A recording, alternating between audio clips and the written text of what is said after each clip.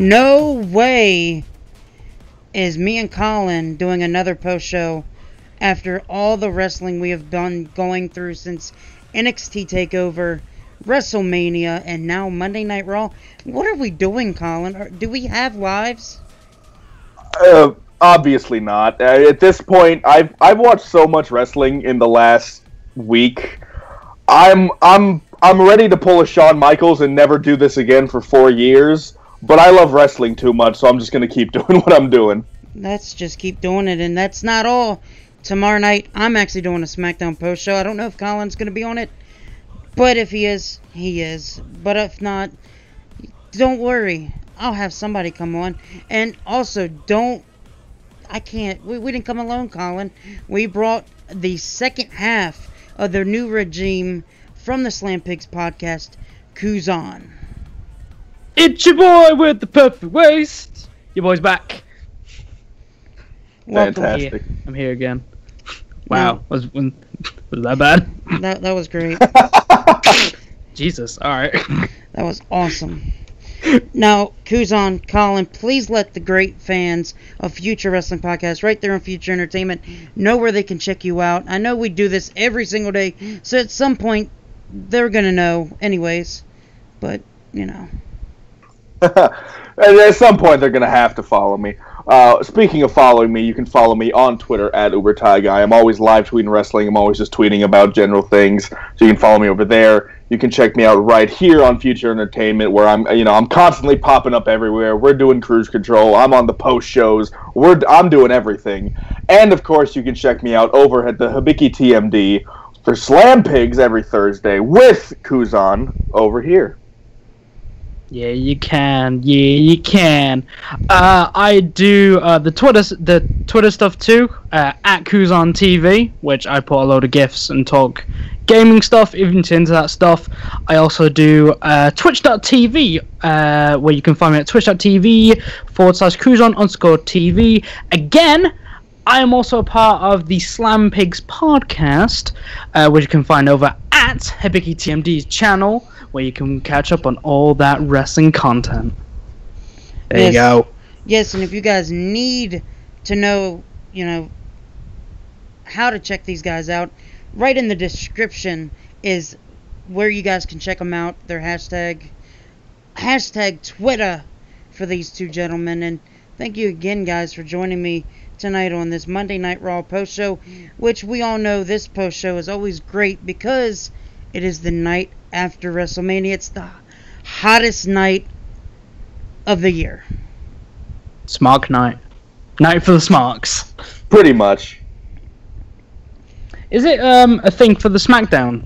I mean, it's not necessarily as popularized as the Raw after Mania, but last year they had a pretty big show. So I mean, this year they're going to be doing the whole SmackDown after Mania thing. There's going to be some debuts. I'm sure there'll be a return or two. We saw the return of fucking Bobby Lashley tonight, so that's pretty great. So I mean, I assume SmackDown has to have something up their sleeve to one-up them, because we got a lot of big returns and surprises tonight. Big time. Big time we do. Monday Night Raw was very, very good tonight. But first, I want to give you guys a heads up on some of the new stuff coming to the Future Entertainment Channel. Don't worry, this will be quick. I am going to be bringing back the Great Debate. It will be returning, and JD will be going one-on-one with somebody to be determined, and maybe, just maybe, it's an elephant in the room. You just had to do it, didn't you? I just had to. God damn it. And also, the Great Debate, like I said, returns. That's going to be awesome. If you guys did not see the last one with James, go tune out. Go check that out right now. And also, the roundtable discussion with Hammer's Production, James, and Colin will be coming soon to Future Entertainment. Colin, I know you're excited about that. Anytime I get a chance to talk wrestling, I'm always excited. Yo, squad up, I didn't even know. We're going to have to get Kuzon in on this, too. Yes. Oh, God, no. No more, God. Look, bad things have happened. I'm willing to leave it at that. Kuzon, it's okay. your boy Logan Myers is going to be the host, and he is going to be the one who does all the promotion and all the subjects at hand on the roundtable discussion. So don't worry. I'll donate a pack of Monster cans for you, because man, that's hard work. But it's a good show though. It's a good show. Check it out. Yes, and also everybody's been wanting it, and it's time that I'm giving it. Future Entertainment will be debuting this Thursday morning at 9 o'clock Eastern.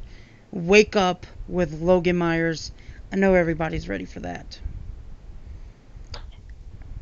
Always. Yeah. Is there another elephant in the room that might be coming on and being my co-host for that? Is he in this room today?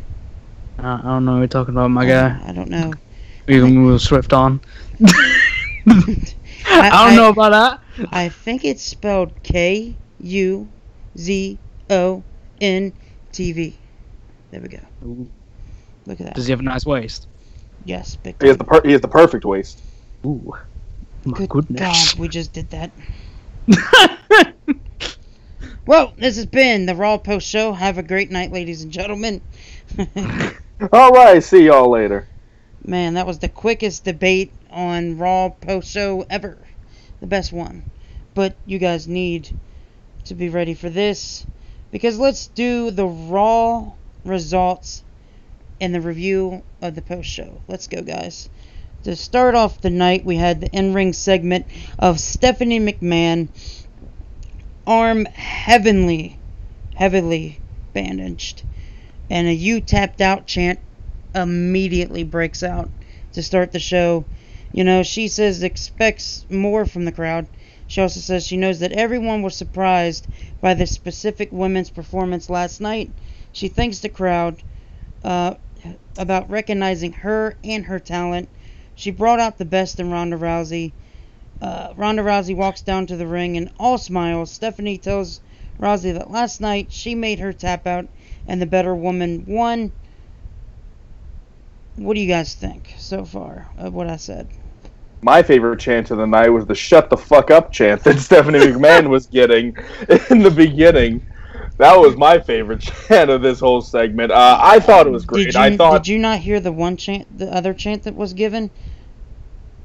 Which one? There were a lot of them. Ronda's bitch.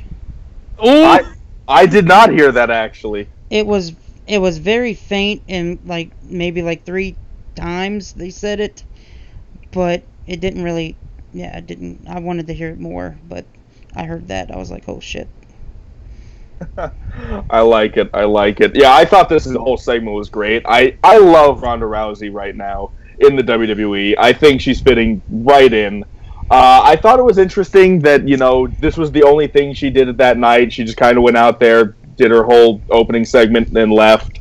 Probably because it's the Raw after Mania. They had a lot to get to. They had a lot of debuts and returns that they had to establish. Even had a retirement, but we'll get to that. So, as far as the segment goes, I thought it was great. We had no Triple H, which I thought was interesting. Stephanie McMahon had her arm broken, Pentagon Jr. style again. I loved it. I think Ronda's just a badass. It was really interesting because to open with this was a very ballsy move. This could have gone from really hype to, oh god, everything is dead. But the crowd, you can tell the crowd wants to chant, and if you're wanting to get the most chants out of someone, send a heel out there. And what better heel to send out there than Stephanie McMahon herself trying to garner heat. That's the way you get boos, is you just send Stephanie McMahon out to do anything. It was either going to be that, or it was going to be Roman. Both of them got some pretty big boos, so I mean. Yeah. I agree with Kant. I really like Ronda Rousey. I think she's going to be a really good fit for the female division. I think she's going to be a very strong factor of changing it from the Divas division to a female division, a legit impact of it. So, guys, I said this last night on the post show for WrestleMania was she did very great. She did really good last night.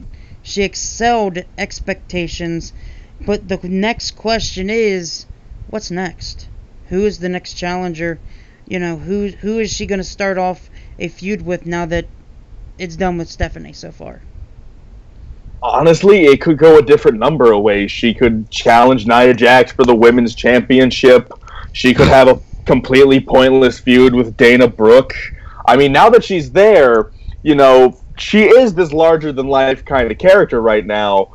But, I mean, she's still, you know, in the women's division. There's not a whole lot of people that she could wrestle right now.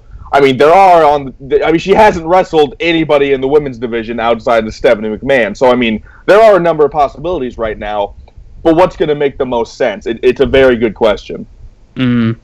Like, she's always been very goal-oriented when she was in UFC. Like, she's always spoken like she's goal-oriented.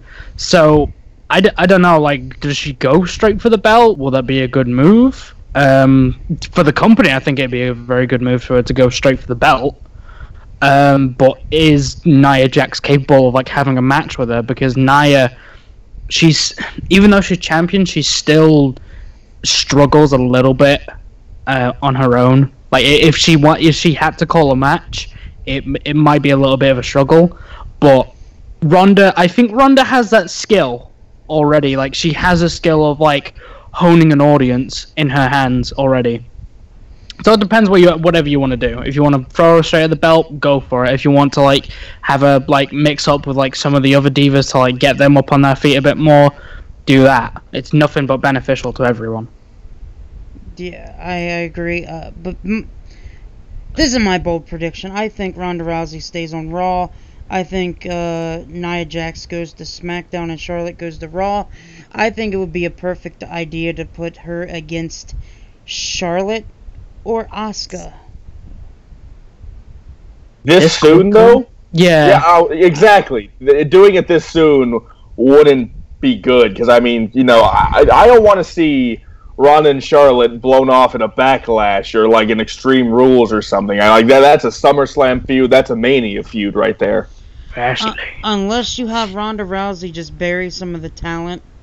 Like, maybe... I'm going to call it right now. The very first match for Ronda Rousey going forward is against Alicia Fox. Christ. Yeah. I mean, that'd be one way to punish her for, you know, talking to her husband the wrong way. Well, you know what Vince McMahon always says, and what Vince McMahon always loves, is sometimes the personal beef can be really good storytelling.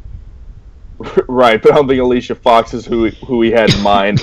The one thing that I'm going to be curious about, you know, what is she going to be doing a year from now, 2 years from now, 5 years from now? Like, at some point, you know, things are going to change. Other people are going to be put in the main event. You know, Ronda can win the title, lose the title. You know, at some point, there's a good chance Ronda's just going to be, you know, in the women's battle royal. Like, it depends on how long, you know, Ronda really does this. How full-time is she actually, you know, claiming to be. There's a number of things that, like, I'm very excited to find out with how they're going to handle this Ronda Rousey thing. I don't want them. Go on. No, go ahead. Goes on. I don't want them to like treat her like Brock. Like that'd be the worst thing ever. I don't think she's going to be like, you know, showing up every now and then for big time fights. She said herself she's full time. She's going to be doing live events, all that. So I mean, that's what I'm expecting. That'd be really interesting though. Just for her, be a regular every week on Raw. I'm told that's what we're getting. I think her taking on maybe Absolution, or starting that feud, since you know they did come out and try to attack her. Remember that a couple weeks ago. So that could be a true, feud. Yeah. Sonya Deville would be really good against her because she has that similar background. Exposed. Like she will expose her straight away though. Yeah. I do. And that's why I kind of pushed to thinking, you know, maybe starting a feud with Asuka to start it off, and then, you know, since Asuka lost to Charlotte, you know, and the streak's done, I think, you know, Ronda Rousey can be that one that beats Charlotte. Yeah. I'm looking forward to it. I'm definitely looking forward to it. They had like a little bit of a thing like between her and Triple H. Now, when I watched this, I had many fears for the company, because that bit in WrestleMania, like if Triple H had like messed up his kick or whatever, then that would have broken a lot of sponsorships. That's a lot of money gone for no reason. As much as I would love to see Ronda Rousey fight the men, that would be great, but it's not possible because of the whole PR of it. So, it's just my wishful thinking. I agree. To be honest with you, I know we're going to agree on this one. This is nothing to be debating on this. The women's division now is so good, and so like there's so much talent now than ever. Especially considering the debut that happened right after this segment. Oh, most definitely. Yes, Nia Jax came out, you know, and then we had Mickie James, and also the one that lost her title last night, Alexa Bliss, come out, and they, you know, the fat jokes continued. And this, Colin, what did I say last night? The fat jokes needed to end it now. Now that, you know, Nia Jax has won the title and all, first of all, I think Alexa Bliss probably Alexa Bliss and Mickie James are going over to SmackDown. That's how I think they're going to kind of blow. I think this was sort of the blow off, and they're going to. One of them is going over to SmackDown. Obviously, I think since Nia Jax is the Raw Women's Championship holder, I think she's staying. So I think it'll be Alexa Bliss. So I think that's kind of, you know, how they end this. But I mean, yeah, they kind of continued it tonight. They had Alexa Bliss come out. You know, first of all, I just want to point out the pop that Nia Jax got when she walked out with the title was great. Still cracking the jokes.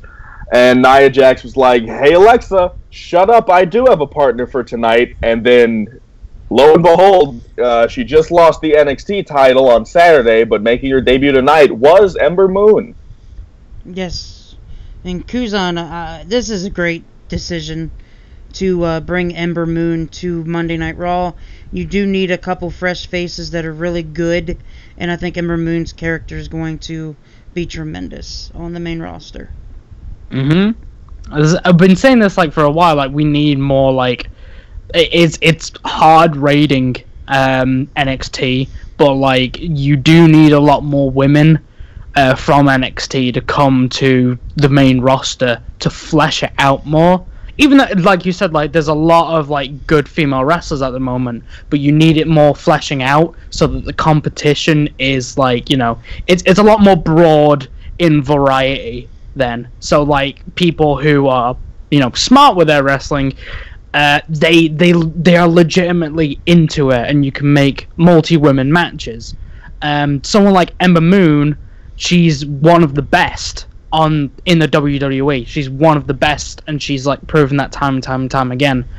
I'm kind of worried that a lot of these NXT like women are gonna go to Raw, and SmackDown's gonna be fucked at this point. I'm excited for SmackDown tomorrow. I would assume, just sort of given that she was in the Battle Royal and that they've kind of, you know, they've done all they can. They've had title matches. They haven't won anything. I'm gonna, you know, make not necessarily a bold prediction, because I think a lot of people are saying this. I'm thinking the Iconic Duo is gonna make their debut SmackDown tomorrow, which I'm more than okay with, because I love the Iconic Duo. And you also tweeted it earlier, Colin. Sanity debuts on SmackDown. 100%. I think they still wrestle in NXT for a bit. I think they'll still do the next couple set of tapings, maybe even wrestle at the next takeover, because I think Killian Dane and Lars Sullivan have some, you know, issues to take care of. They might just do a big match at the next, you know, set of tapings and call it good. But I think Sanity debuts on SmackDown tomorrow as well. You know, and that brings a lot. That brings, you know, Killian Dane is a single star to SmackDown. He's a big guy. He can easily become one of the bigger stars over there. It brings Eric Young and Alexander Wolf to the tag team division. And I mean, and they can mix it up and, you know, have Eric Young be a single star, have Killian Dane and Alexander Wolf, like they used to be the tag team. And, of course, it brings Nikki Cross to the women's division. So I'm very excited. Yes, I think Nikki Cross goes over to SmackDown. And this is my opinion. I think what happens for the women's division going forward is if you do have Alexa Bliss go over to SmackDown, which is not a bad decision, I don't think you put Charlotte back on Raw. I think you keep her on SmackDown. Let Alexa Bliss go over there as well. Now that you can push that you have Ronda Rousey as a face on Raw and Nia Jax, who, you know, it looks like she's going to be a face as well, I think she's going to be the main focus on the Raw women's division going. I just think so. And I also think Asuka turns heel and stays on Raw. Well, we're turning Japan heel completely, are we? Well, is how I wasn't trying to push it that way. I just think yeah. I think Asuka turning heel because the streak ends is perfect. Yeah. Yeah, I think she seemed pretty happy about it though. Like Asuka didn't, you know, pull a Nakamura and would, you know, low blow at Charlotte. Not that like it would matter that much if she did, but she seemed okay with it. She did the interview afterwards and she said she was happy that Charlotte beat her streak because, you know, it makes her stronger. So will we see a heel Asuka? I don't think so personally, but we'll see. Oh, I think if you're losing Alexa Bliss, which is probably the biggest heel on Raw for the women's division, I would have to say Alexa Bliss goes over to SmackDown and we get an Asuka heel turn. But I think like if you're putting Sanity over on SmackDown and Nikki Cross is going over there, Nikki Cross has to shake it up there. Like, I don't mean she has to get just herself over. I mean, she needs to really, like, shake up the whole division and, like, bring out some, like, chemistry out of the other women. Because if not, then it's just going to be her just running out, battering all these women, and they're just nothing's going to happen. Which I don't want, because, like, competition in any form is nothing but good business. So I mean, Nikki Cross and Ruby Riott had a pretty decent, you know, kind of mid-card feud in NXT for a while. So I mean, I wouldn't mind them rehashing that for a little bit over on SmackDown. Yeah, that was amazing. However, given the way that you know, the Superstar Shakeup works in the past and all that, I have a feeling Absolution is going to be traded to SmackDown, and then they're going to bring the Riot Squad over to Raw. And because Nikki Cross is more than likely going with Sanity to SmackDown, it probably won't happen, but I mean, we can hope. Yeah, I think the women's division is going to be so stacked after tomorrow and next week that we're not going to complain on who goes over to Raw and who gets to SmackDown. Right. I also have a sinking suspicion that they're gonna break up Sanity in the Superstar Shakeup. I like they kind of did it with the Wyatt family. The Wyatt family was, you know, 4 people, and they sent 2 to SmackDown, 2 to Raw. I have an odd feeling that Sanity will debut on SmackDown, but then, you know, Killian Dane will get drafted to Raw, or, you know, something like that. I don't want that to happen because I love Sanity as a whole. No, you know for a fact that Killian Dane is being thrown onto Raw, and we're getting Braun Strowman versus Killian Dane. You know that's gonna happen. No, that'd be amazing. That would be freaking amazing. But you know for a fact that like those two are gonna go head to head. Right, because I mean they're kind of like the same. I'm not trying to compare the Wyatt family to Sanity, which in my opinion would be a fun dream match to have had. But I feel like in both groups, and not only do they look alike, kind of, but I mean, Killian Dane and Braun Strowman are kind of like the same character, in the sense that they weren't the original member. They came in a little late. I mean, Strowman came in, you know, a few years after Sanity, or after the Wyatt family was born. But I mean, they're both like the powerhouses of the group. You know, they have long hair, the bushy beard, and all that. So I mean, if they split Killian Dane over and make him a single star, it won't have that big of an effect because, kind of like with Braun Strowman, people are just like, oh, okay, he's just an ass kicker. I'm okay with this. So, I mean, I have faith if they do it. I don't want them to because I like Sanity and I want we need a good, like, heel or face. Just we need a dominant faction on some show. And I think Sanity is the faction to do that. Mm-hmm. Yeah, like Sanity ride that like alternative lifestyle that I'm like really into, which I'm glad that WWE are like putting that forward.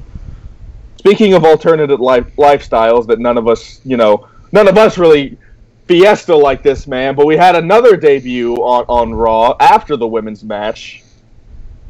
We haven't got that far yet. Are you on fire now there, Colin? Are you excited about No Way Jose? No Way Jose. When he... I was excited. When I heard his music, I looked up, I was like, oh shit, yes! Because, I mean, I've seen No Way Jose a few times at live events here in my town. He was very exciting. It's kind of hard to hate this guy. Like, he's just so cheery, and, when his music hits and he's out there having his own fiesta, you can't help it, do the fingers and you scream out the name. Like, it's great. I'm excited for him. Do I think he's going to do a lot? Do I think he's going to make a real big impact? Not necessarily. I mean, No Way Jose was not a big guy in NXT. I don't think he ever had a takeover match. All of his feuds were just, a couple weak things that happened on NXT TV. So, I mean, he's kind of like... I want him to be like Elias.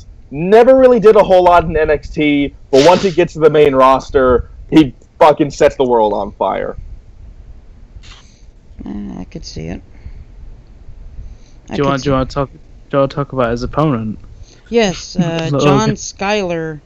The John Skyler. Everyone's favorite wrestler. Everyone's favorite wrestler of all time. Oh, come on now. That's not my favorite wrestler. That's Nicholas. True. Hey. You know what Nicholas wasn't that John Skyler was? He was PWX World Heavyweight Champion. This lad couldn't have weighed more than 200 pounds. And he's He was 10 years old. He was 10 years old. He weighed like 70. No, not Nicholas. John Skyler.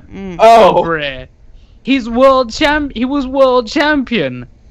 And I bet he doesn't weigh more than 200 pounds. Wow. Jesus Christ, the state of him. He's awful. I did find it weird. I was like, man, we just watched a No Way Jose squash match. How great is that? Bruh. We got a No Way Jose squash match. You boys out here, like, squashing people to death. Your boys New Day. Oh, that's not the show, sorry. Oh, but I mean, I liked it. I hope he's more successful than Adam Rose. That's all we can really say about him at this point. Mm-hmm. Exactly. You don't want to talk about this lad, John Skyler?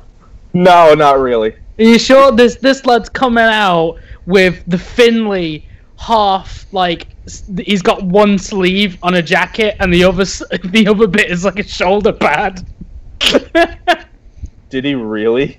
Yeah, Google it. Look at some Google images. It's fucking hilarious. Oh, it's terrible. I'm sorry, Logan. I have to put attention to this. This is fucking funny. This lad looks like what Bane wanted to be. Like, Jesus Christ. Good lord.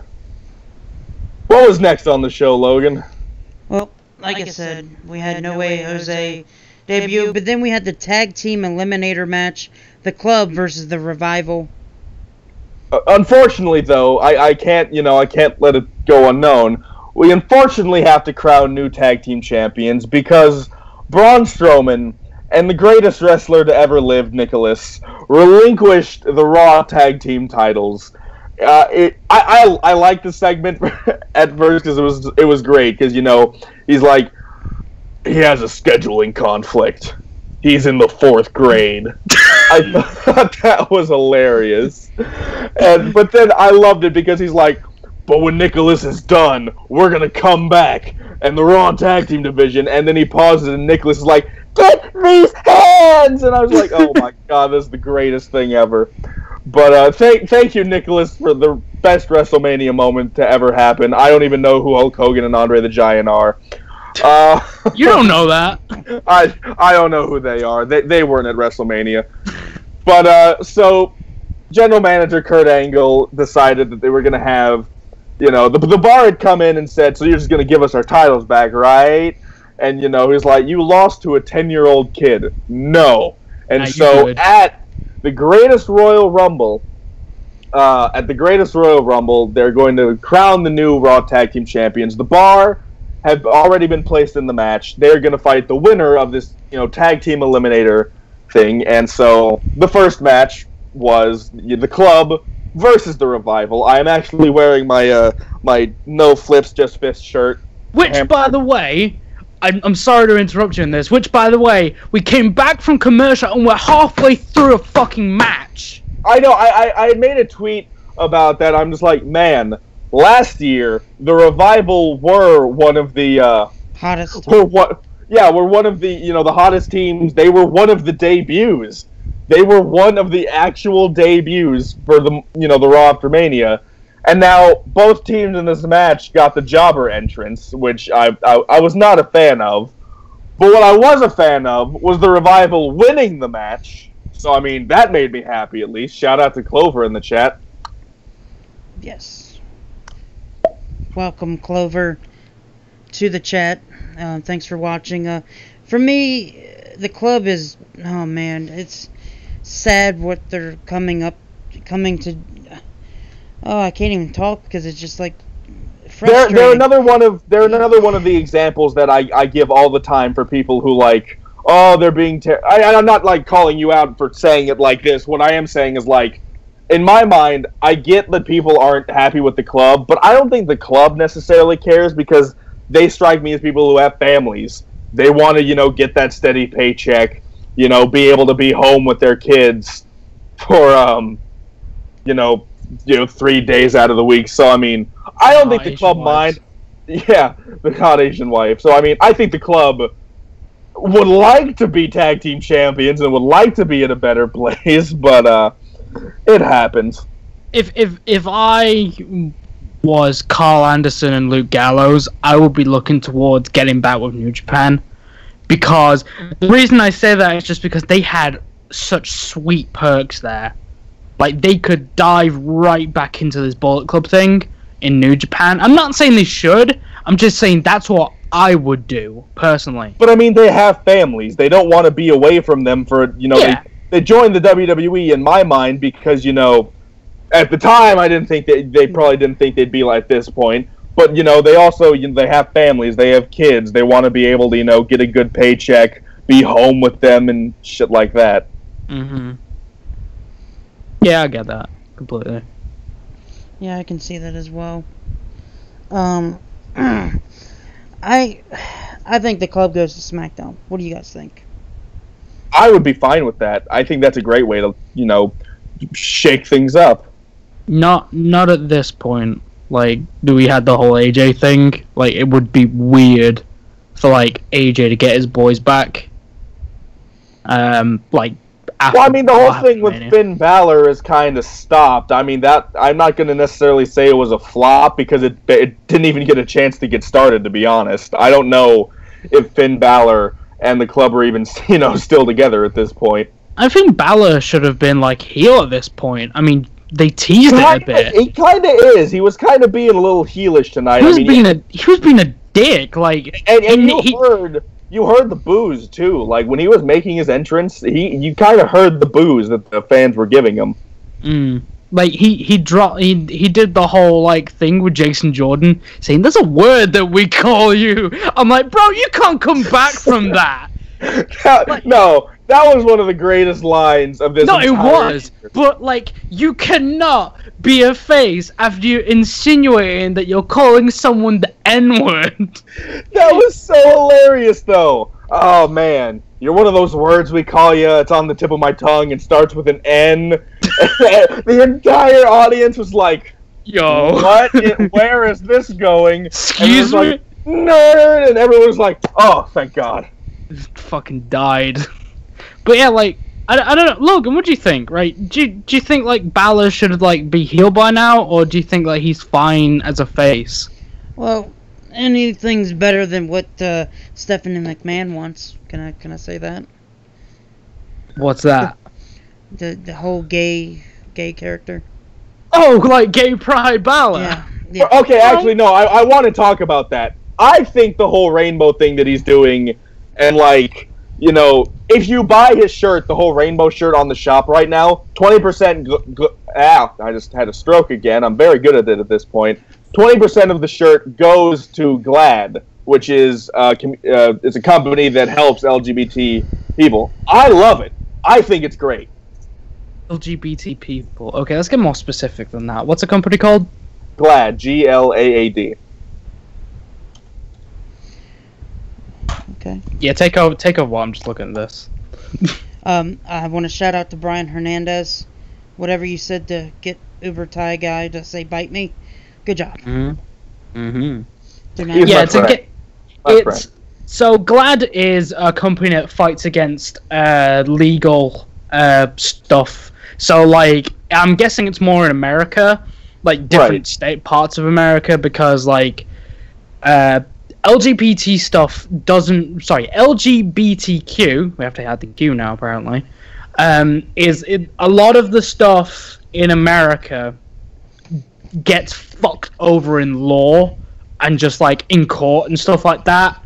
They don't get equal rights in that sense, which sucks because you should by default. Yeah, and exactly. And Finn Balor is, very, open and public with the fact that he supports all of this. He says, the Balor Club is for everyone.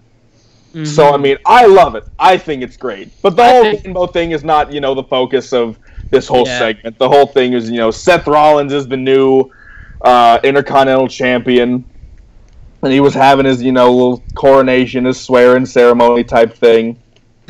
The crowd were really behind him. Like, oh yeah, when they got to the burning down bit, like the crowd fucking roared.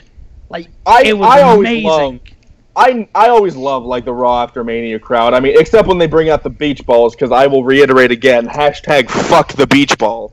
But I mean, other than that, I always love the Raw After Mania crowd. They're always on fire. They always, react the way they have to and need to. It's great. And especially, I'll always love, last year's Raw. Roman Reigns came out there for 15 minutes straight. Boo! Fuck you! And it was great. Yeah. Does this mean that the Perfect Waist Club is now associated with gay pride? I wouldn't be opposed to it. I'm fine with it. Because, like, I asked Hammers this, and he said, I think the way it would work is it is individual to the wrestler, but because he's in the stable can be associated with that trait. So... honestly, the gayer, the better. Okay, fair enough. Logan! What do you think of the Seth Rollins segment? It fell flat for me. The only positive to me is Jeff Hardy's return. I think it's kind of stupid how they made him, the booking and the creativity, how to be so creative with they are bringing Jeff Hardy back. I just don't understand how you could. I get it. He did get a good pop, but man, dude, it's just you could have gave him a bigger return than this. Yeah, I get what you mean completely. I thought it was fine. I mean, but really, it was fine though. Well, okay, yeah. I mean, it could have been better. They could have, had him interrupt Roman Reigns or something like that. But I mean, for what it was, and for like where he's supposed to be positioned on the card right now and stuff like that, I think it was an okay, way to come back. He's helping Finn Balor and Seth Rollins. He's probably going to be in the IC title picture now because what the fuck? Oh, I went on the website and they started playing audio, and I got real confused real quick. Anyways, you are blonde, so you are easily confused.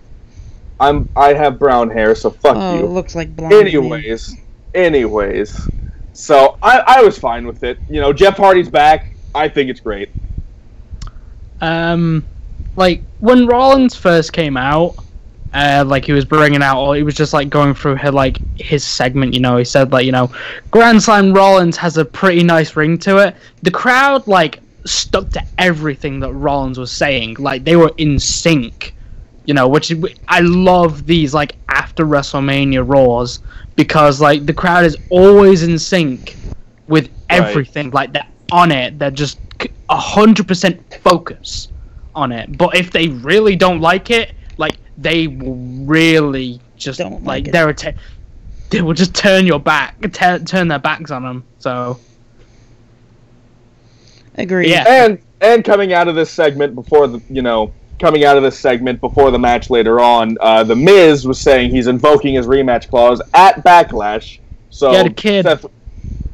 Seth Rollins and The Miz at Backlash for the IC Championship. I'm excited. What about his baby girl, though? Maurice is there. It's fine. It's fine! Personally, I don't think the match at Backlash is going to happen. I think Miz is going over to SmackDown in the Superstar Shakeup so they can do this whole Bryan Miz thing. Preferably, I want them to wait until SummerSlam because, you know, the Miz and Daniel Bryan is a feud like 3 years in the making. So, honestly, it's been in the making since Daniel Bryan was the rookie on the old version of NXT where the Miz was his host. So, I mean, it's been brewing for a while, subtly. I agree. You okay, Logan? Yeah, perfect. I'm fine. I'm just listening to what you guys have to say. Right. We've all said that. Up next, however, Mandy Rose defeating Sasha Banks via pinfall with little help from Bayley on. Not planned that way, of course, but, you know, Bayley was definitely a deciding factor in Sasha Banks losing this match. Yes, and then it was announced a little later on that next week Sasha Banks will take on Bayley. So, I'm going to go on a limb and say that next week we have one of these ladies will be on the roster shakeup. And one of these ladies will be leaving Raw.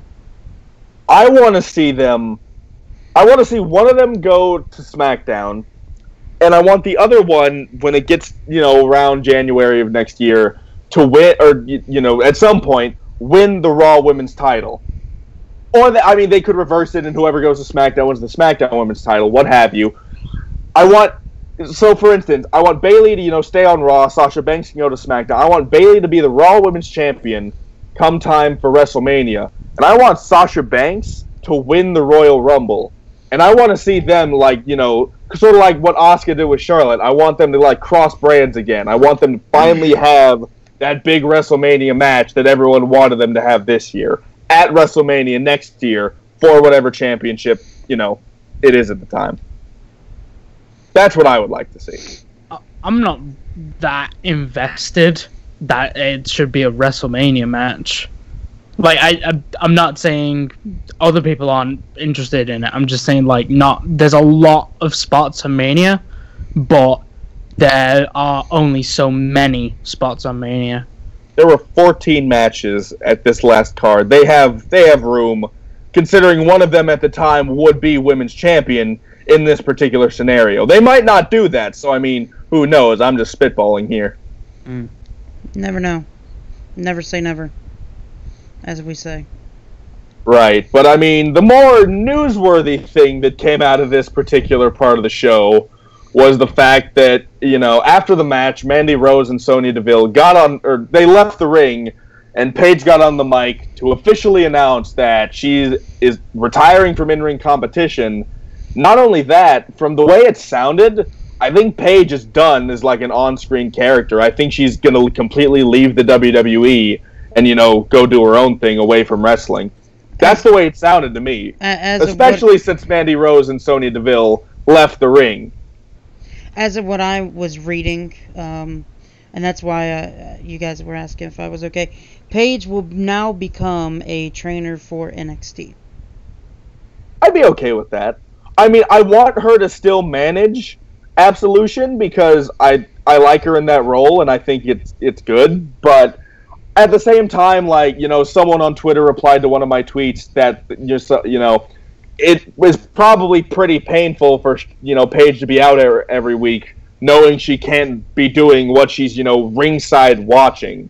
So if she is done as a manager and all that, that sucks. But I mean, as far as her in-ring career goes and all that, I think, I mean, I'm sure everyone gets into the Hall of Fame at some point, but I mean, I could see Paige being a Hall of Fame induction, you know, years from now. I'm not saying she's going to go in next year, 5 years from now, 10 years from now.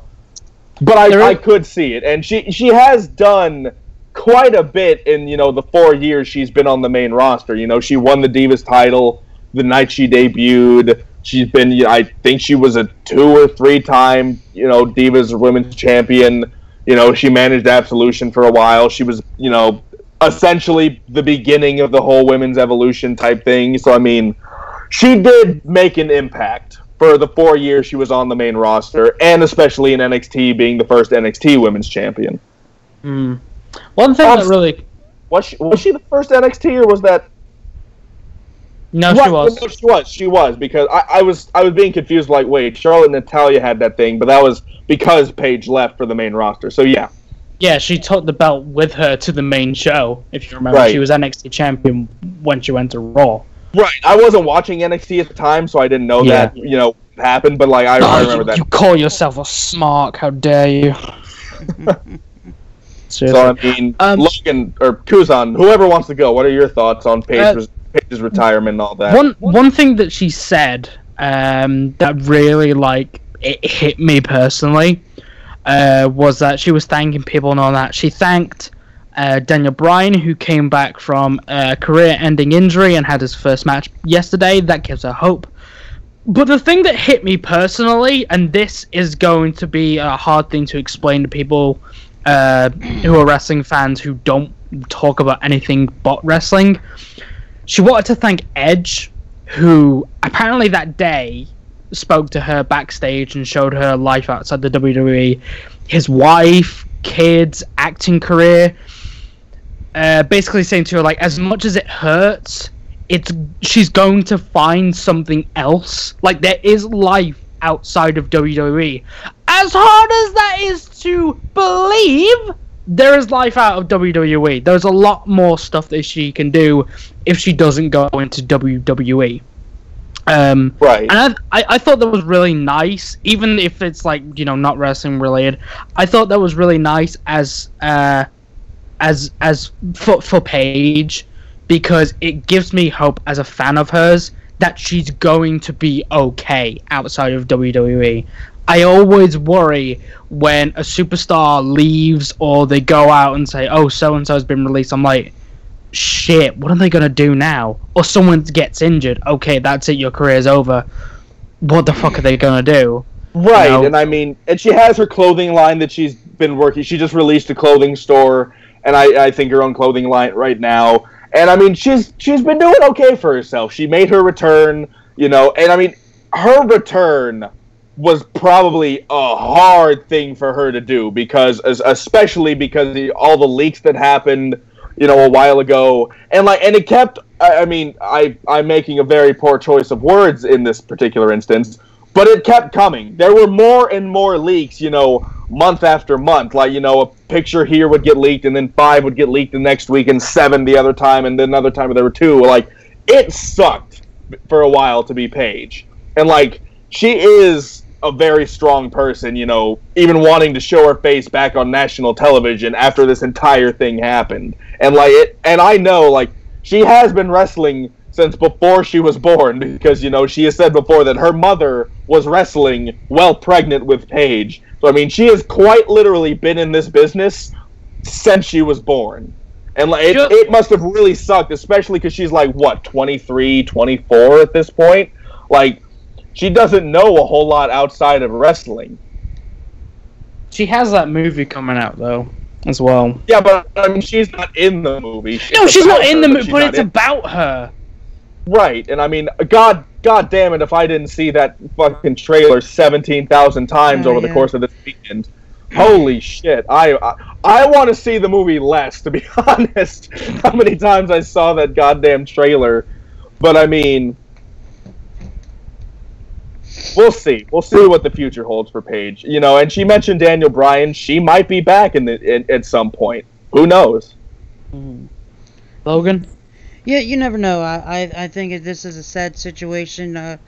It didn't come off, you know, as Ric Flair or Edge, and I kind of was wondering why. And the only reason I thought that was because, you know, the crowd is usually so hot. But they also did say, you know, it did have one big chant was, they said one chant. I can't remember what. Well, they had, you know, the thank you page, but they also had, you know, this is your house chant. Yeah, that was which I thought was really, I thought that was a really good chant, and, you know, because she was already, you know, this is my house. I really enjoyed that. I was like, you know what? That's cool. That's a solid chant for her, you know, to have. Yeah, it was definitely one to go out on, too. Right. Yep. I mean, I think the other thing is, like, it didn't have, you know, as big of an emotional impact on other people as it did her. Was, you know, she's 25. I just looked it up. She's 25. She's only been on the main roster for, you know, 4 years at this point. You know, she didn't have, you know, necessarily the storybook career that Edge had or, you know, Daniel Bryan had or something like that. But, I mean, she still made her impact, and that's what matters. Agreed. Big time agree on that. But from one retirement comes one man's return to the company. Logan, you want to explain, you know, who was out next and who decided to interrupt him?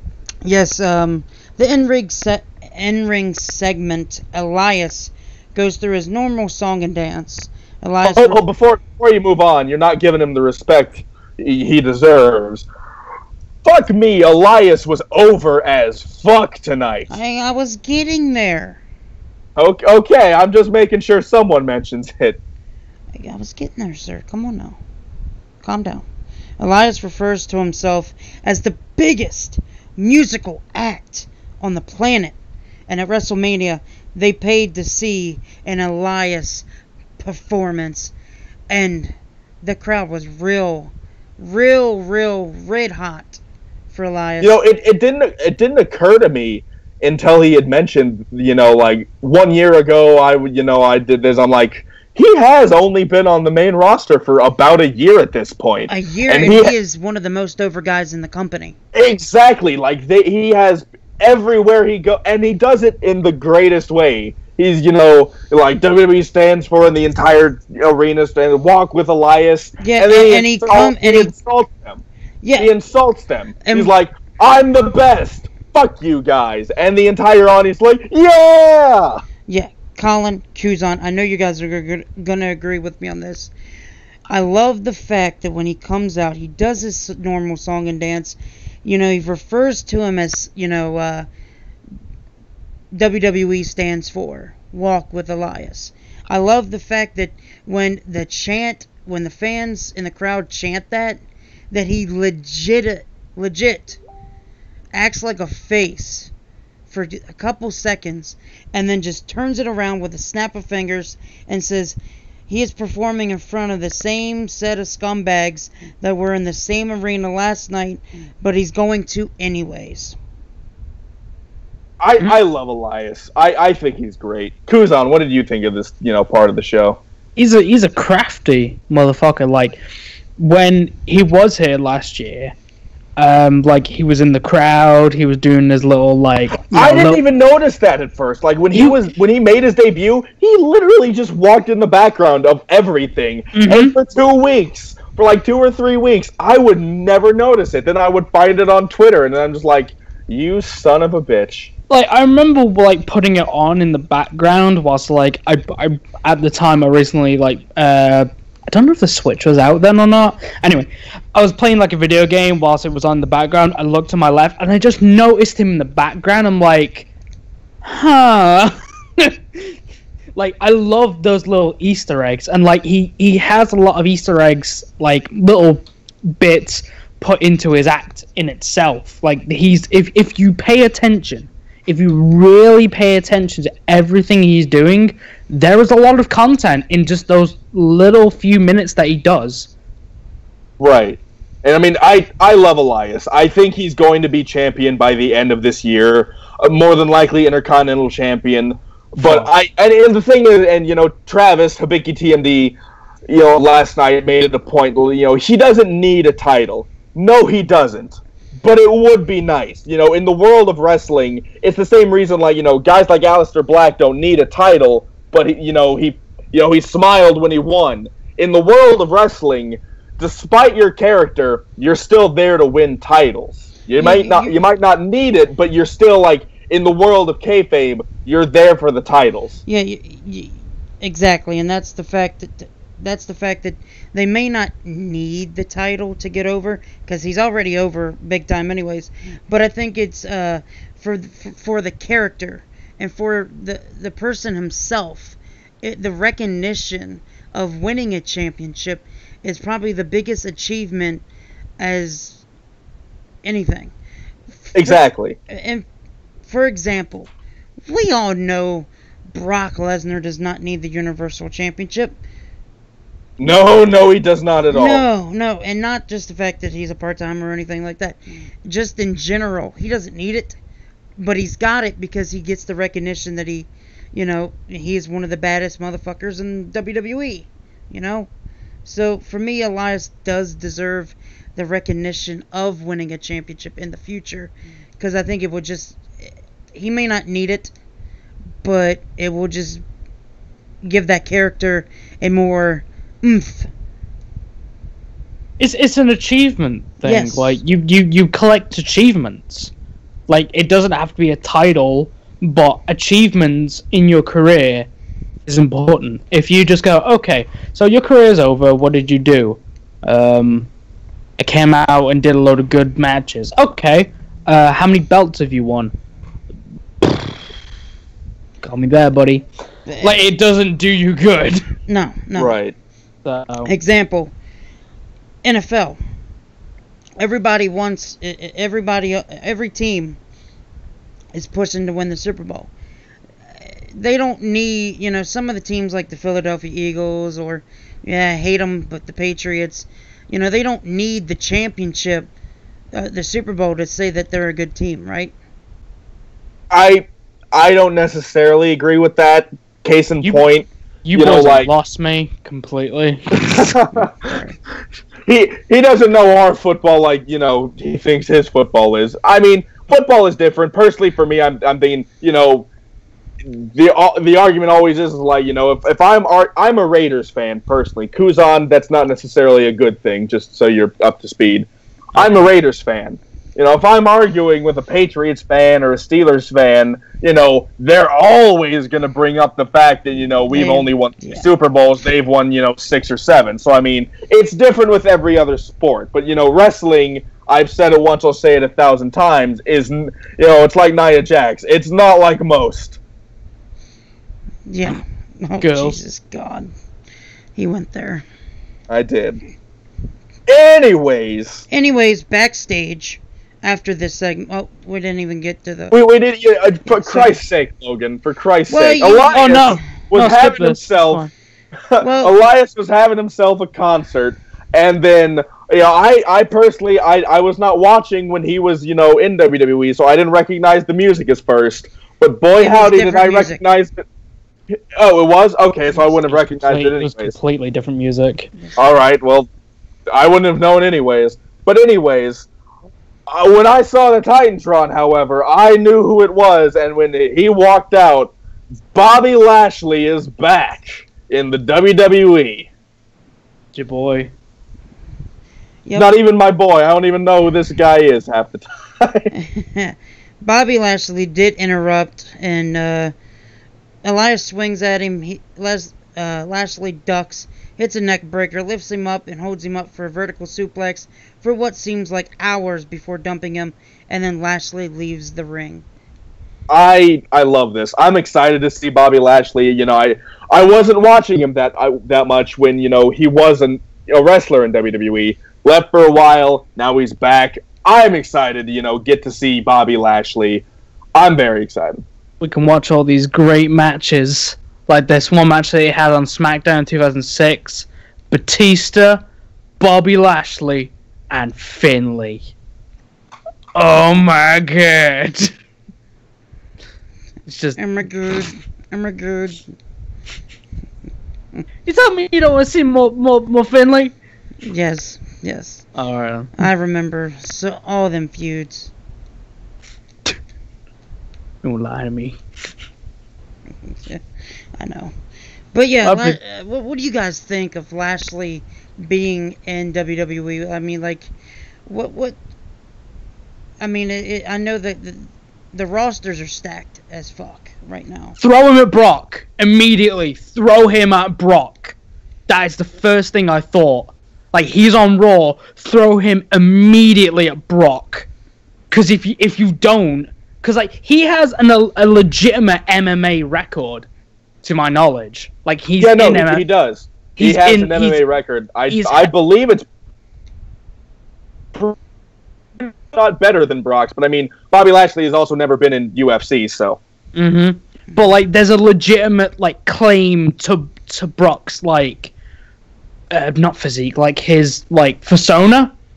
Right. There's a legitimate like grasp there, you know. And Bobby's been like having success everywhere at the moment. So to have him go against Brock would be a masterful move. For the record, real quick, I mean, I'm pretty sure it was up next anyway. As a matter of fact, it was, but I'm gonna cut to it now for the sake of, you know, it's topical. In the next segment, you know, Kevin Owens and Sami Zayn made their appearance, and Kurt Angle is just one of the most savage motherfuckers I have ever seen in my life. Kevin Owens and Sami Zayn are like, hey, we need a job over here. And Kurt Angle was like, oh, okay. Well, I mean, my tag team division is full, but I hear TNA is hiring.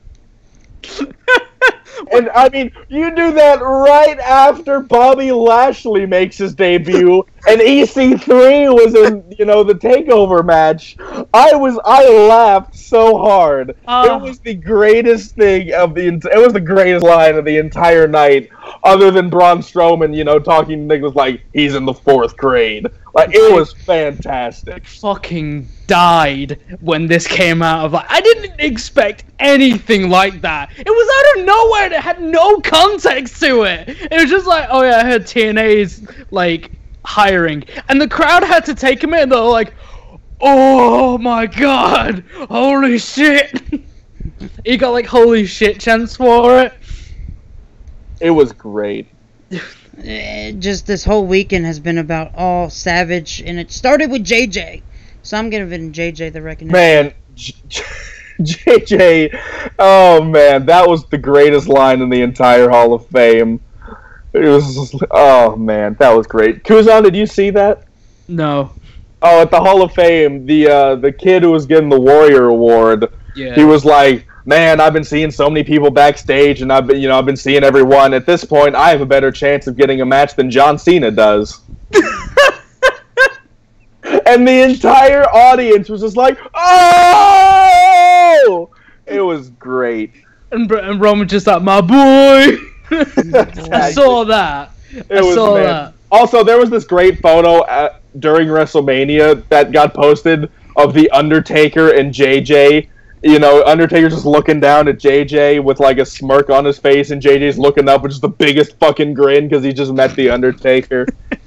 Yeah. Wrestling's a beautiful thing. Yes, and two of my favorite celebrities, Sal and Q from them Practical Jokers was at WrestleMania backstage. So that's great. Were they? Yes. It's a prank show No, I know what it is. It's famous here in the UK. Oh, okay. I thought you said, who are they? Not no, okay. no, they're on Comedy Central. They're big wrestling fans. Like if you notice, like on a few of their shows. Yeah, Sal was wearing the I Got Kids shirt. He's been wearing like a couple of Jericho shirts. Mm-hmm. I wouldn't be surprised if they're on the Jericho cruise. Like that'd be really cool if they were. Believe it or not, they're that good that me and my mom actually watch them. Like every time, like here in the UK, they're obviously on Comedy Central. Mm-hmm. But like we watch it like every afternoon, when it's on. And it's just like, I always point out, oh, it's a wrestling shit. And my mom just looks at me just like, you just shut up about this wrestling shit. Oh, no, that's every single one of my friends. Like, anyone I always talk to, it's just, I mention anything wrestling, like, I just see wrestling in the wild or something. It's just like, wouldn't you shut the hell up, man? It's great. Becoming a minority! God damn it! Oh, man. Wrestling, it's the best. It's fantastic. By the way, I'd like to point out real quick on the Bobby Lashley thing, Brock Lesnar has a mixed martial arts record of 5 wins and 3 losses. Bobby Lashley has a fight record of 15 wins and 2 losses. Keep in mind, though, that Brock went strictly to UFC. UFC has the greatest fighters in it. Right, but I mean, still, Bobby Lashley has had 17 fights compared to Brock Lesnar. Lashley's going against, like, amateurs. I mean, not necessarily. He was competing in Bellator MMA, and Bellator is essentially like NXT. It's like right below UFC, so he's fine. Yo, go to fucking Poland with your 6-on-6 MMA tag team matches. Have you seen that shit? I've seen it. That's insane. Logan, have you seen that? Yes, I have. It's fucking terrifying. That is disgusting. It was great. Anyway, get onto this segment. Right. So I mean, yeah, Bobby Lashley debuted, fantastic. But I mean, right after that, with the comment. Kevin Owens and Sami Zayn showed up. They were both in suits. Sami Zayn had the tie going on, so I mean, I was happy. Ties.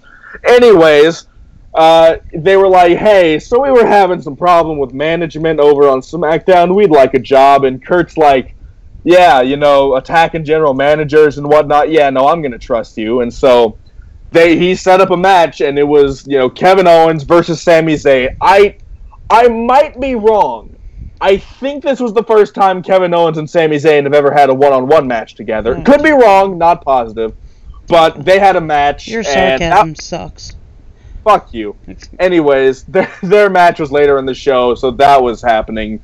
But up next, Heath Slater and Rhino came out, because I guess they're not part of the Tag Team Eliminator Tournament.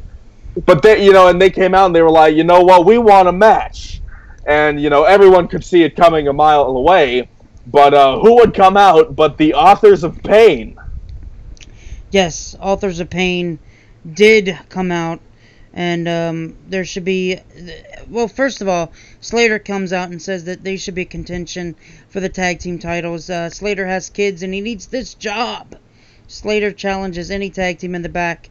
Shockingly, not shockingly at all, the Authors of Pain with Paul Ellering walk out, and in quick fashion, the Authors of Pain demolish, decapitate Rhino and Slater, and then after the match, they stop Ellering from walking up the ramp with them, and it seems like the AOP has left Ellering at ringside. And from this stand, I don't like that because I like Paul Ellering. I like him as the mouthpiece. I thought he was great with them in NXT. However, it makes total sense because there's no way that Paul Ellering was going to be, touring with the Raw brand. And I mean, I suppose he could have only gone to the Raw show. He doesn't have to be there for live events or anything. He could have only flown, to Monday Night Raw. But I guess he doesn't want to do the traveling or something like that. So the Authors of Pain have ditched Paul Ellering.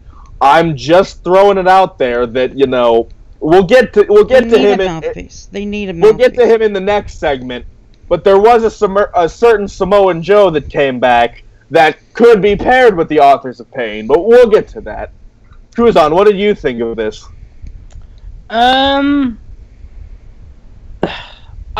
really happy to see them, but like something really random that I noticed about Razor's name is the fact they do call him Razor, but they also call him Razor. I honestly think that's just Coachman Colin Graves just deciding to call him whatever they feel like at that given second. I noticed the reason, like the way it's spelled is like it's R-E rather than R-A, like they swapped the consonants. No, the vowel, sorry. I know English. The reason they did that was because they actually got in trouble. I remember. They got in trouble with the company Razer, which are a gaming company. I was gonna say, like, aren't you trying to get sponsored by them? Yeah, that ain't gonna happen, my guy. No, I only just noticed like that was I remember that happening. But that was like when they were back in NXT. Yeah, like it was really weird to see like Heath Slater and Rhino get squashed. Like Heath Slater, okay, but Rhino? Heath Slater and Rhino have been a joke team since they won the SmackDown Championship, which is weird to say, but I mean, I like the Heath Slater and Rhino, and I like that. I like that whole, storyline they went with, but, they needed to squash a team, and I guess, Titus and Apollo were in the tournament things, so they needed Slater and Rhino. Better them than, someone like the Revival or the Club, so, I mean, I was happy with it. Yeah. I have to say I'm very disappointed because I think, I understand that you got the WWE creative, they want to push, we'll get to it later, but Matt Hart, a different team, but I think AOP versus Cesaro and Sheamus would have been excellent and a good feud, smart for the tag team titles. I think they'll be the first to challenge the Bar. I'm not going to say anything now. I probably shouldn't make a prediction for the show, given the fact that I don't even know who's won the match yet. But I think AOP will probably challenge whoever wins the match from the Saudi Arabia show. Probably make an appearance on that show to, set the challenge. It's definitely weird, and I hope the Bar wins. I think it's, I have this feeling that's what's going to happen, but we'll get to it. So we had Samoan Joe come out. Joe, I like that. Samoan Joe came out, and he was cutting his He had the man bun going on. He had the tank top. He had the gold Rolex. I was digging the look, and he came out. Him Samoan Joe? Samoan Joe. Just give me a second, And so he's coming out, and he was saying like, "Hey, I got my ass kicked last night, but so long as I'm in a match with Brock Lesnar, I'll kick you." I don't really know what he said. He was basically just saying like, "Hey, I got another match with with Brock Lesnar coming up, steel cage, woo!" And so, while Samoan Joe was saying that, Samoa Joe made his return to basically say, "Reigns, I can't do this promo justice. Like the promo Samoa Joe cut on Roman Reigns was fantastic." Yes. It was, and it made Roman Reigns' promo look like a little bitch. He said, like, let's break out the tinfoil because Roman Reigns thinks there's a conspiracy. And I'm just like, oh, yeah, here we go. And, like, he just spitballs just everything so quick. He's on the ball. Like, he's so fast with, like, his promos. He's just on the ball all the time. Right. Like, in front of this is what you want in front of this crowd. Like, Roman is trying to, like, do this whole reality kind of thing where, like, Vince won't even talk to me. Like, apparently I'm in a match now. People are saying I have to go on the internet to find shit out. It's like, Roman, that wouldn't happen with a company. Like, if that happens with a company, probably they'll get in trouble for that kind of stuff. Right. But, like, Samoa Joe coming out, like, it was refreshing because he doesn't bury Roman, but he humiliates him. Yeah. Big time does. And that this is, I like that Samoa Joe challenges Roman Reigns for Backlash, and I think there's going to be really interesting feuds going forward and really refreshing. And it's great to have both brands on the same pay-per-view, so we're not questioning if there's enough star power to do this. Mm-hmm. It's like, are they but going? It also means like a lot of people. Go ahead. I was just gonna say, are they gonna do this like every month though? Did they state that before? Yes. Yeah, no, they're going back to the dual branded pay-per-views every month, which kind of makes, I like it. I think it's better, and I think it'll burn less people out. But at the same time, it makes the whole fucking thing, at Survivor Series last year, the one night a year, that's SmackDown and Raw, and I was like, oh, shut up. It's horrible. And I like how Samoa Joe challenged Roman after the Greatest Royal Rumble, because I feel like Brock probably signed some sort of extension for this particular match. Nope, but he might be done. He is resigned. Multi-year. Right, but it has not been reported anywhere that it's multi-year. That's the thing. Yes, it is. Yes, it is. Where have you seen it? It's on WrestleZone.com. Oh, for fuck's sake. Well, there goes that idea. I'm calling it now. Roman Reigns is winning at the Rumble thing because it's Saudi Arabia and they can probably get a bigger reaction for Roman Reigns there. And so then that kind of makes Joe versus Reigns for the Universal title at Backlash. So that's I like the idea behind Joe challenging him at Backlash, not the Greatest Royal Rumble, especially because he already has the match. Mm-hmm. Do you like the fact that Joe can actually get under Roman's skin? Exactly. Not a lot of people can do that. Like that. There's chemistry there that a lot of people don't care about. Like, people go, oh, you need chemistry in your wrestling. It's like, okay, what about the promo, though? Like, the promo is important as well. Like, every little detail that, like, Joe put into this, like, he's manipulating Roman because he's putting Brock over. Like, he's saying, like, you're a failure, you're a liar, you're lying to yourself, you lie to your friends, your family, and every time that you get put through a table, carried out on a stretcher, like, you're broken by Brock, you're making Brock richer. Like, the only like, thing that does is just make Roman angry, which it would, in story, that makes sense. It does, it really does. I'm excited about this match. I know they didn't get to really finish what they were doing, but it's going to be really good for these two. And I think it is for the Universal Championship, unless our Bobby Lashley predictions is right.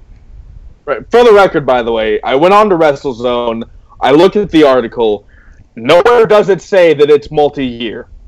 So I'm just saying, I'm sure he's probably signed a longer one, for after this. But still, I just want to see Brock gone. I really do. Well, I mean, you might be able to get it. You never know. I just want Bobby Lashley to spear his fucking head off. Anyways, what happened next, Logan? Here it is. It's on SB Nation. Brock Lesnar re-signs with WWE, but has an option for a UFC fight. So he can... Right, but that doesn't say multi-year deal. So, I mean, if he wants to have the UFC fight between now and, this thing, then sure. Obviously. Like I said, I'm sure it's for more than just... I'm sure that he's signed after this show, too. But how long? That's the thing. I don't know, because, it doesn't say multi-year anywhere. I don't even think he would sign another multi-year deal, even if it was. So, we'll see what happens, I guess. Well, we shall see. But moving forward, what do you think about Samoa Joe's return? Is this the right choice for him to feud with Roman Reigns? I think it's great. The only issue is one of them has to lose. And unfortunately, it's probably going to be Samoa Joe. They could spin it on us and do Roman Reigns as sort of, trying to get us to feel bad or trying to get him to feel sympathetic. It could be sort of a way to get a Roman Reigns heel turn. He loses and loses. He finally turns heel, and, then people start to like him or whatever. So I think they're going to put on a great match, so that's all that matters. Yeah. Yeah, I agree. But this takes us to the second tag team eliminator match. Titus Worldwide versus Woken Matt Hardy and Bray Wyatt. What did you guys think? I think the team of Matt Hardy and Bray Wyatt is great. I mean, the match itself was nothing special. Titus Worldwide was in the ring, and then it cuts to the screen, and there's Matt Hardy with the statue of the greatest wonder or the 8th greatest wonder of the world, however Matt Hardy decides to speak. And then Bray Wyatt is there, and I had said last night for Mania that I think that we're going to get a Matt Hardy Bray Wyatt tag team. I was right. And I'm very excited because I loved what I saw so far. I thought the promo thing was great. I thought the match itself was nothing special, but what they were doing with it was great. I'm very excited. I think it's going to be Matt Hardy and Bray. I don't know. Bray Wyatt was announced for the 50-man Rumble. He could do both because they'll have the Rumble go on last, and they've had people fight 2 matches if they're in the Rumble. So I think Hardy and Wyatt will be the one to challenge the bar, and I'm gonna go as far as to say I think Matt Hardy and Bray Wyatt are going to win and become the Raw Tag Team Champions. If only for a month and then lose to the Authors of Pain, we'll see.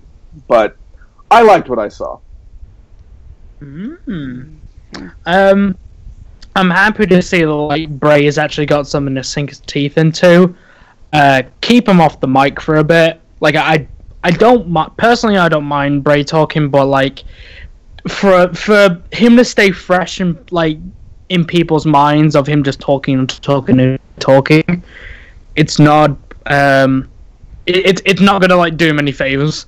So having I'm thinking more mentor and student between him and Matt. Bray can make a mistake or something, he can be talking to himself in the corner.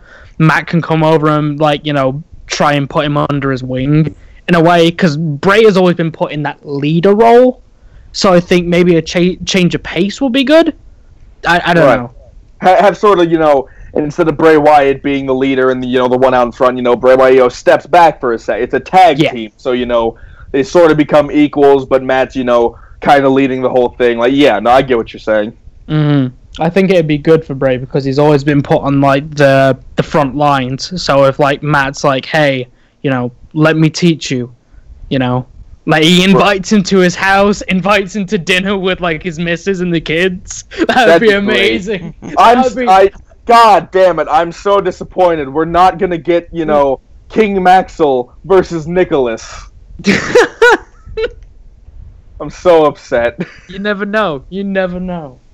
Logan, what did you think of this whole affair? Oh, it's definitely refreshing. It's definitely a fresh.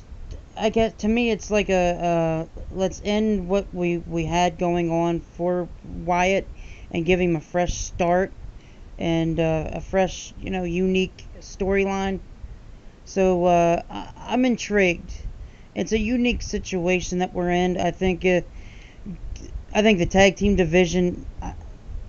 To me, them going for the tag team champions is not my cup of tea, because I just don't see Matt Hardy teaming up with anybody but Jeff Hardy.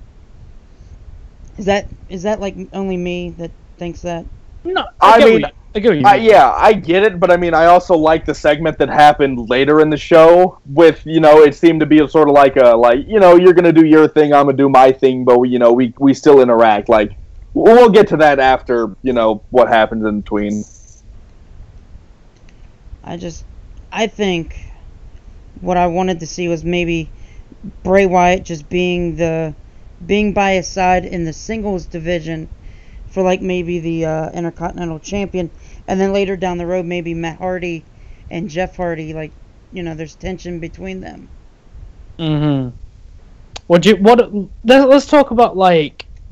Okay, so we got the broken Matt Hardy thing, right?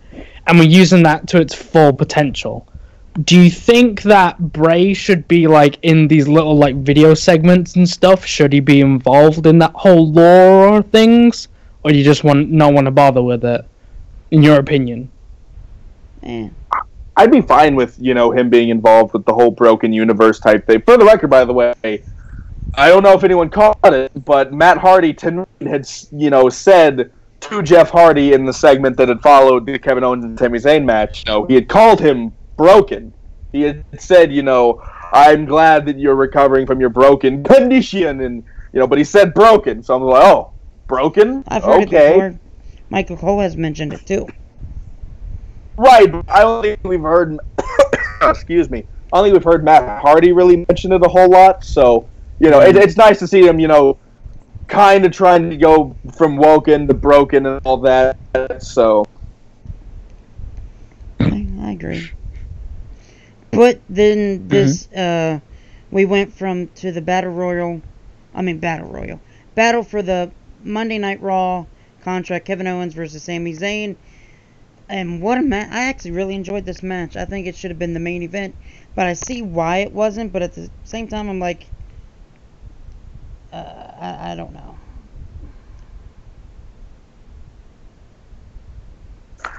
I'm excited to see what happens.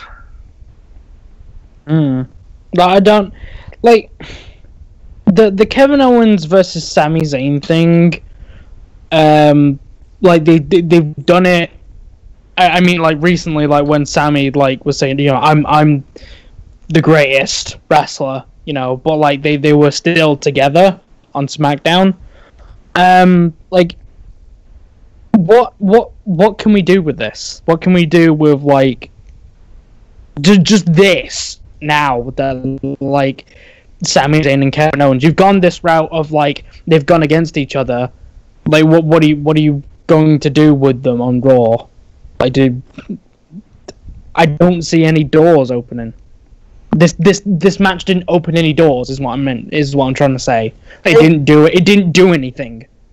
It definitely is up in the air as to what's going to happen, because in my mind, I was kind of wishful thinking, and I was thinking they were going to kind of do a surprise with us.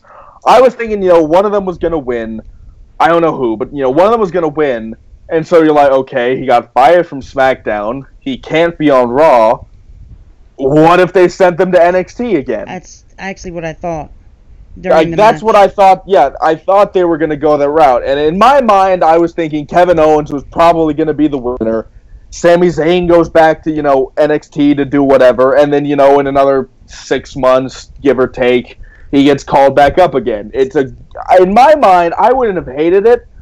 I wouldn't have looked at it as a demotion. I would have just looked at, if they're not going to do anything with Sami Zayn on Raw or SmackDown, why not send him to NXT to have, those great matches that he used to have? Well, they find something for him to do on the main roster, and then you bring him back up again at some point. I think it would have worked out fine. But they did, and they did this whole double count-out thing, which, for the record, I'm sure I might have missed it once or twice, but, in the years that I've been watching wrestling, I think this is the first time I've ever seen that whole thing happen, where, they start the whole count thing with both of them on the floor and they don't get up. I think that might be the first time I've seen that happen before. I'm not saying it's the first time it's ever happened, but just for me personally. It's happened a couple times, but it's not something that we normally see ever. Yeah, it's not a thing we see very often, so... Hell, there's another thing that we normally don't see ever either, is both guys pinning each other. They could have went that route as well. Yeah. I mean, this is, I guess they're trying to say this is, the end for Kevin Owens and Sami Zayn. However, if you pay attention to their Twitters, they changed their names. Actually, the only one who did was Owens. Sami Zayn is still Sami Zayn, but Owens did switch it back to, Fight Steen Fight, which I thought was pretty interesting. Further, I looked up his old Twitter handle. It's there and it's locked. It's a private account, so I mean, I have to assume he's going to go back to it, at some point. Mm-hmm. He's not going to stay, Feitstein fight forever. Agreed. Caution, this account is temporarily restricted. Kevin, what have you been doing? Exactly. Oh, good. But yeah, I'm just saying, like, you know, El Generico, I think it's coming back from the dead. My boy. Yes, and then this is actually followed by the backstage. That's when Matt Hardy and Jeff actually spoke before going out to the ring for the main event, The Miz and The Miz Taraj versus Seth Rollins, Finn Balor, and Jeff Hardy. Again, I thought this was I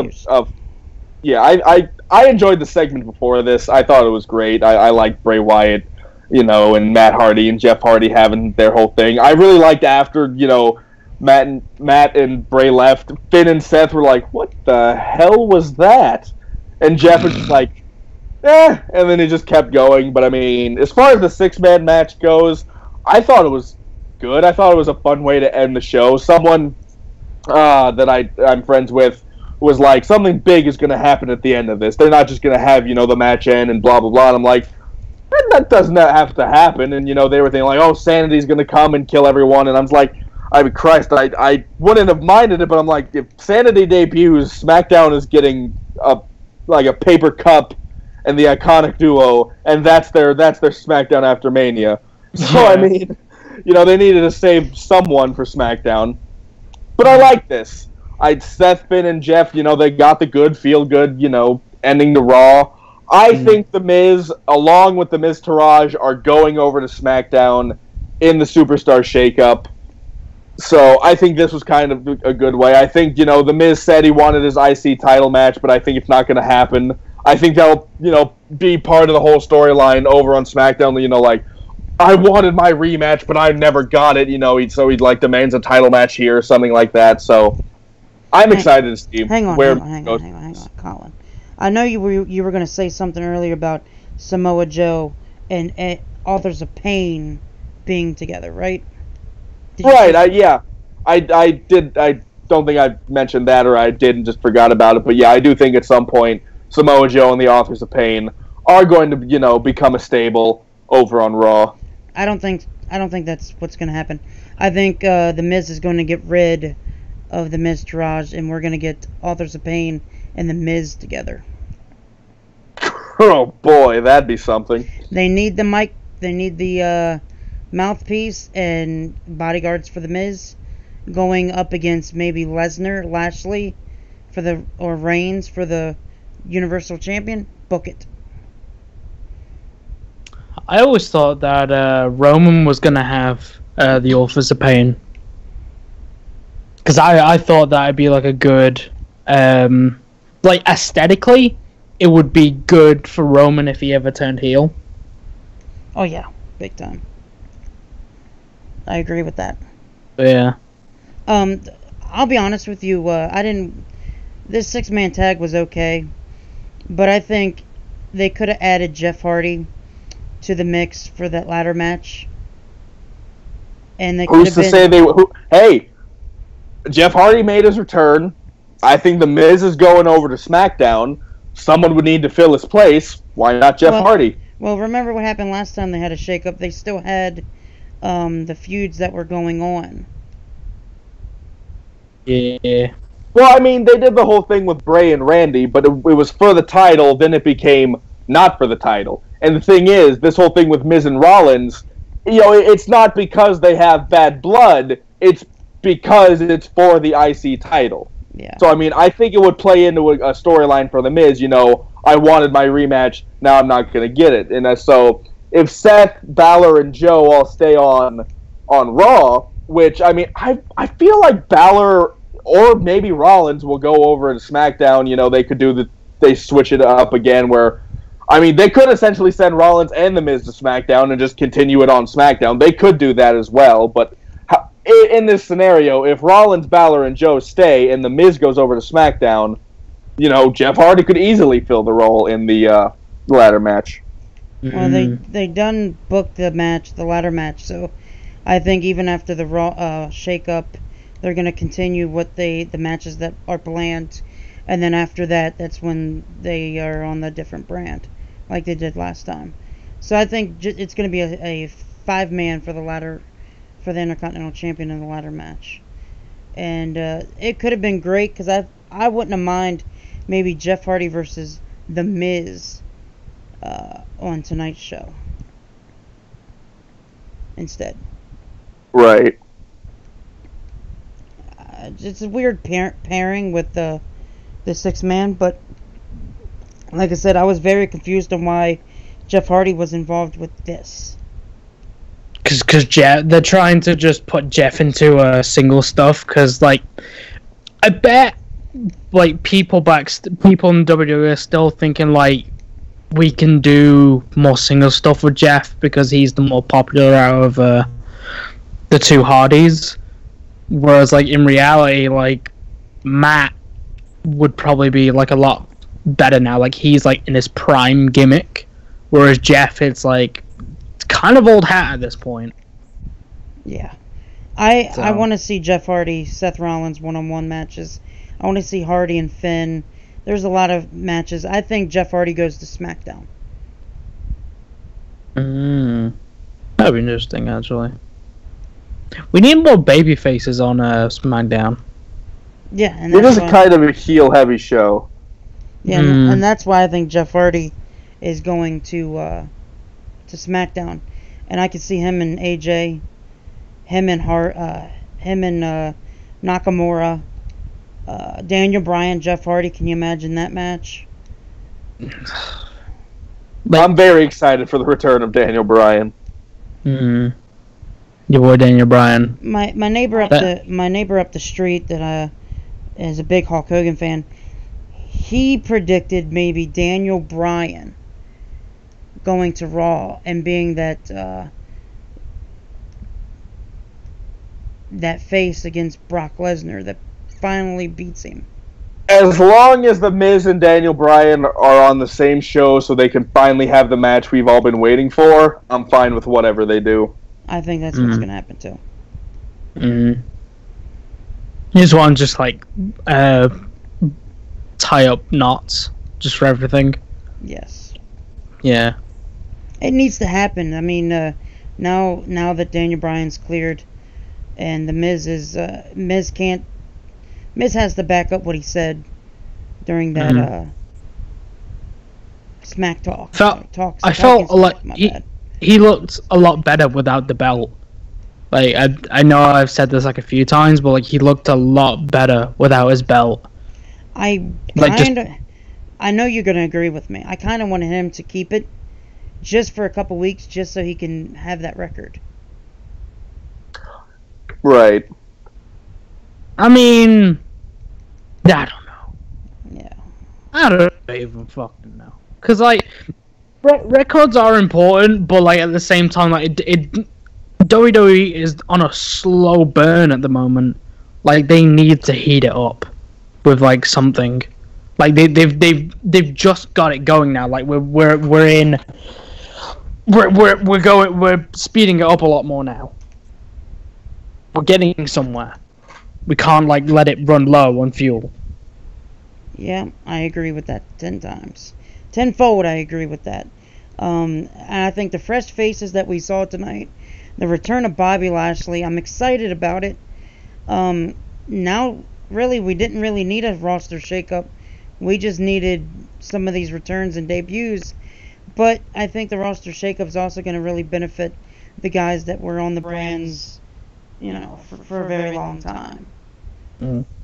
I don't want to see Seth Rollins go to SmackDown because he just sounds more badass, like he's the guy for Monday Night Raw. Monday Night Rollins. Before we go, guys, before our time's up, I want you guys to predict 3 guys from each brand to go and switch over. God damn it. Putting you is it really that hard of a thing to do? Not really, but I hate being put on the spot. Oh, and I also want one tag team to break up. Christ. Kuzon, you're going first because I said so. Wow. such solid dominance in your voice right there. Always. I mean, I could be cheap and just say the Shield break up, but they kind of already are at this point. The Shield was the most flop thing in the last, like, 5 years. Actually, really quick before someone gets mad at me, the last return, not the entire thing. I'm just saying, like, the last return of the Shield was a flop. Yeah, I guess so. Yeah, I mean, like, I would love it to be the Bludgeon Brothers, but I know it's not going to. But like, I want Luke Harper to be on his own. Like, seriously, like I want him to be on his own because he's such a great talent. I mean, I don't really care what happens to Eric Rowan. I just want Luke Harper just to be Luke Harper. Because no love for my man Eric. Well, your man looks like he's been looking at the British Book of Smiles. Like, state of him. Jesus Christ. Seriously. My boy. But yeah, 3 people to go over to Raw. I mean, AJ and Shinsuke are gonna stay where they are, so I can't do that. I want Corbin to stay on SmackDown because I really think like that's where he should be. He seems to be like getting like a lot going there. Probably gonna be like frickin' what's his name? Stay Hype. Mojo Rawley. Yeah, Mojo Rawley. I'm drawing a blank on the SmackDown roster right now. Hold on. Honestly, don't we all sometimes? Wow. SmackDown roster. I'm gonna say that on both shows, the Absolution and the Riot Squad switch places. I think they're gonna switch. As far as tag teams that split up, I mean, that's it. I don't know if any tag team is gonna split up, to be honest. I mean, they might. The New Day. I mean, well, New Day could actually. Like, the New Day could split up and sort of start doing their own singles thing. They don't have to have, like, you know, a blood feud afterwards, so they could do the New Day. I'm going to say Mike Kanellis and Kurt Hawkins switch places on Raw and SmackDown as sort of like the jobbers of each show. A la the same way Hawkins and Hall switched last year. Little did we know how great of a decision that was going to be for the new United States champion, Jinder Mahal. Best decision ever made. Right. And I'm kind of with Kuzon. I think Baron Corbin might go to Raw. As far as who goes to SmackDown, in his place. Finn. Fuck it, yeah, Finn Balor. No, I think it's going to be The Miz. I think The Miz and Corbin will switch places. That's not to say like that's like an equal switch, but I'm just saying for the sake of, 3 people switching to each show. An equal switch would be Dolph Ziggler and The Miz. That's like no change whatsoever. Like, those two are 2 peas in a pod. I swear. I'm excited to see what happens on 205 Live. I'm excited to see if anything happens there. Yeah. I would like to see like Finn Balor go to SmackDown and go against AJ, but also I would like to see like eventually Dean come back, only to turn on Rollins or Roman. Right. I want heel Dean Ambrose. Because I think he'll be great. Neville should probably. I know he's in the Cruiserweight division, but he should go to SmackDown. No, he's not even there anymore right now, so. Yeah. I don't fucking know. I'm looking at roster pictures right now. I'm just like, this is all old. I can't. I went to Wikipedia. I was just like, who's even on this? Randy Orton. I could see Randy Orton switching over to Raw. That'd be interesting. Yeah. Who would you swap him with, though? Because it has to be someone decent. I'm gonna... Go ahead. Jason Jordan. Oh, God. Well, he is out for a while, so... It's fine. Strap Squad. Logan, who you having to switch over? Okay, for SmackDown, SmackDown's talent that's going over to Raw. Actually, I'm going to do the tag team that splits up. For the tag team that's going to split up, I'm going to go with the New Day. I am going to go with the New Day. Yeah. Who's going to turn on who, though? Like, who's going to do it? No one's turning. No one's turning. Oh, okay. Nobody's going to turn. They're just going to go their separate ways. Oh. They can still be together, just they're going to say, hey, one of us is going to go for the, for a singles champion. Right. Bobby Roode. Fuck Bobby Roode at this point. He's a theme song to me now. Wow. Well, I'm going to... Okay, SmackDown to Raw. I'm going to go with Baron Corbin goes to Raw. Mm-hmm. We're going to get Ty Dillinger to Raw. To Raw. And he's going to still do nothing. And, SmackDown. I'm going to go with... Oh, damn. Bobby Roode goes to Raw. Mm-hmm. It'd be a good thing for him to go to Raw, actually.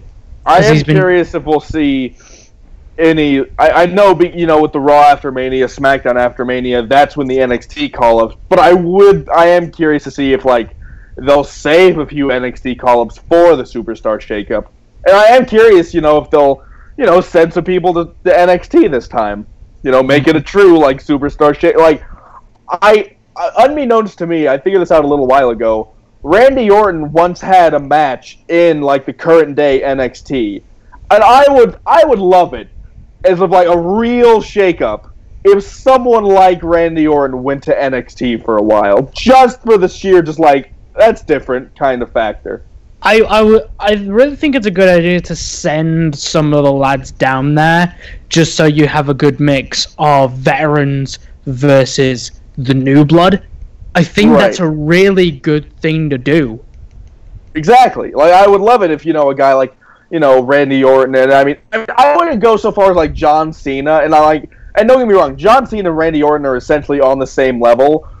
But it would still be way different if John Cena did it compared to Randy Orton. Even if you just send someone who's a mid-carder, they'd look like a main eventer in NXT. Exactly. Cesaro's done it, and he's looked like a main eventer against Sami Zayn. Right, exactly. They had a great match. Yeah. By the way, bold prediction, I think we see the return of Neville either tomorrow on 205 Live or SmackDown or in the Superstar Shakeup. Boom. Also, I'm going to say for Raw to SmackDown, because I think we need to go there. I think for Raw, we're going to get The Miz, go to SmackDown. Also, Finn Balor to SmackDown. And it's a bold prediction, but Big Cass goes over. Yeah, that's who I was thinking too. I'm thinking we might get Big Cass on SmackDown as well. Colin Cassidy. Yeah, probably going to be Colin Cassidy at that point. They want nothing to do with Enzo and Cassidy. But for the record, I'm wearing my Enzo Amore socks right now. Wow. For the women, I'm going to say Bayley goes over to SmackDown. Asuka goes to SmackDown. Asuka's all... Oh, yeah, no, she's not technically... Alright, fair enough. And for the NXT call-ups for SmackDown, I will go with Sanity. And I could see, like somebody else said, I think it was Kuzon. Neville goes to SmackDown as well. I said that. You both said it. Right. Take that credit. As far as like NXT is concerned, I think we'll see Sanity, the Iconic Duo. I think they'll be one of the ones. I don't know if there'd be any other like NXT call-ups on SmackDown. Like, War Machine. Straight away. They'll be on NXT this Wednesday, actually. So maybe we'll see Cassius Ohno. I know like there was a report saying there's no plans to bringing him up, but it's WWE. They're always switching plans, so who knows? My big boy. Yep. He's gotta lose that shit. Seriously. Yeah, but unfortunately, we are out of time. But at the same time, I will say this. We had some call-ups, we had some returns, and we had a retirement. And this Raw was unpredictable, to say the least. Great crowd. And tomorrow night, SmackDown Live Post Show. Kuzon, Colin, are you guys coming on? I just might. You never know. You never know. I might not because I got personal stuff to do. That's fine. Yeah. But don't worry, guys. We will be back right here tomorrow night. You never know who's going to be on. Thank you guys for joining me. I'm playing the Paige's theme song for the end of this because of her retirement. Right. But, guys, one last time, where can they check you out so we can head out? You can follow me on Twitter at UberTieGuy. Check me out over at the HibikiTMD for Slam Pigs every Thursday with Kuzon and the HibikiTMD himself. And you can check me out here on the Future Entertainment where, I'm always popping up in places. Popping up. Yeah. Good. You can follow me on Twitter at KuzonTV. If you're into the Twitch stuff where you can watch me live stream video games, you can come into the chat. We all have a good time. You can follow me on twitch.tv/Kuzon_TV. Yeah, we're doing the Slam Pigs podcast. If you're into the wrestling things, obviously you're into the wrestling things because you're watching this. On HibikiTMD's channel, link is in the description where you can see me, Colin, HibikiTMD, Travis, and we talk about wrestling and all that great stuffs. Yep. Thank you guys again for coming on, and everybody that was in the chat, thanks for watching and listening to us. And don't forget, the great debate returns. The debate is going to be real. The roundtable discussion coming soon. Don't forget that. Wake Up with Logan Myers debuts this Thursday morning at 9 o'clock Eastern. In the morning, so don't worry. Be happy.